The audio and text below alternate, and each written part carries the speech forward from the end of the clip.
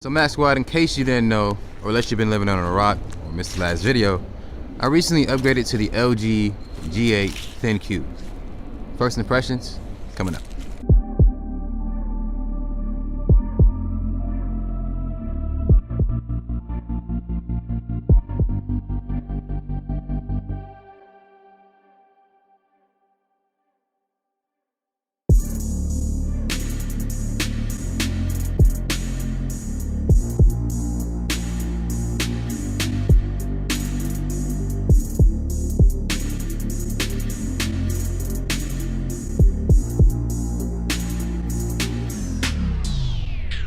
So first things first, let's talk about the purchase. Now I'm not gonna tell you exactly the price I got it from, but just know I'm an Amazon Prime member and it was on sale. Anywho, this device is packed with a ton of features.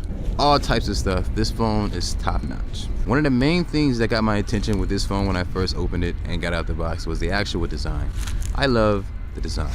I love the way the camera sit inside the body of the phone, so it's completely flushed out on the back. Now, one thing I wasn't too excited about was the fact that it has a notch, but with it having a notch, it does have some key features or some pretty cool features inside of it.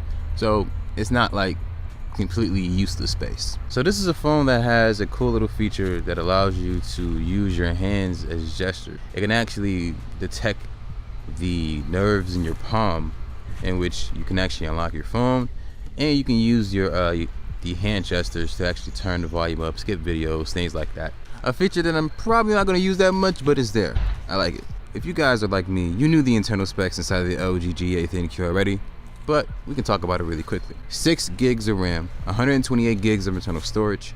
You have a Snapdragon 855 processor in it, along with the Exynos 640.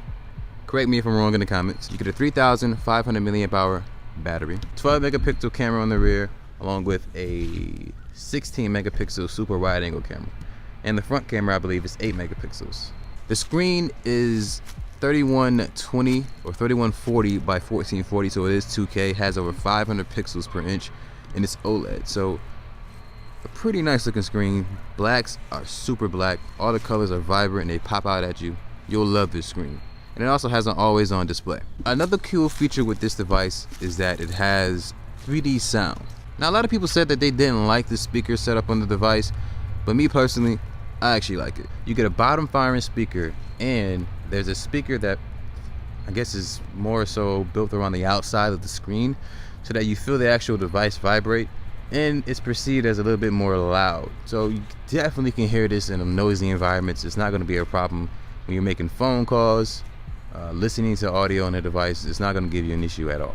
Speaking of audio, the device also comes equipped with a hi-fi quad DAC. So that quad DAC in this device sounds excellent. I love it. Makes everything sounds a little bit better. And it shows you that having a headphone jack can be useful to some people. So having it as a feature should be something that a lot of OEMs shouldn't get rid of. Now, the cameras in the back are capable of shooting 4K 60 frames per second, which look awesome. I believe there is a time limit to the actual video, but the video itself does look pretty good. And with it having 128 gigs of internal storage, you can shoot video at that resolution all day long. But in the rare case of you actually using 128 gigs of internal storage, you do have the option for a micro SD card slot. And being that I got this LG G8 ThinQ from Amazon, this device came unlocked. So if you're on Sprint, you're good. If you're on Verizon, you're good. If you're on T-Mobile, you're good. And AT&T, you're not left out either. You should be good as well. So being that the device has a super high resolution screen, you also have a feature where you can actually lower the resolution of the screen. So you can take it from 1440p to 1080p to 720p. And one of the key things about that is that when you lower the resolution of the screen, or if the screen has a lower resolution, the battery isn't having to work as hard because it's not pushing as many pixels. So in turn, you'll get longer battery life. Speaking of battery life with the LG G8 ThinQ, it has been really, really good. I've been getting 6 hours of screen on time, 6.5 hours of screen on time, and that's me rocking a device on 1440p. Unless you're doing something different, using your device in a different way than I'm not, you should be able to get that battery life too. But that's what I've been getting, and I'm loving that. Speaking of which, connectivity, because I'm on Verizon right now, has been excellent with this device. I have had no drop calls, No issues with data. Everything's been working crystal clear with this LG device. Calls come through extremely clear.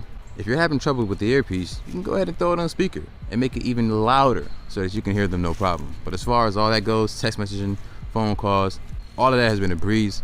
Connection is awesome with this device. Having flagship specs and good software is what make a device really good.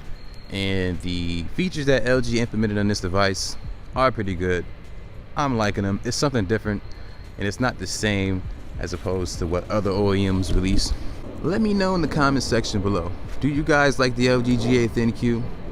And when it comes to flagship phones, would this be the phone that you prefer over any of the other LG models or over any of the other flagship models? Let me know. But Mac Squad, please share this video with your friends and family and let them know that not all Android cameras suck. It's just not true. But until then, my name is Max Rock. Thank you for watching this video. Have a good day, y'all. Deuces.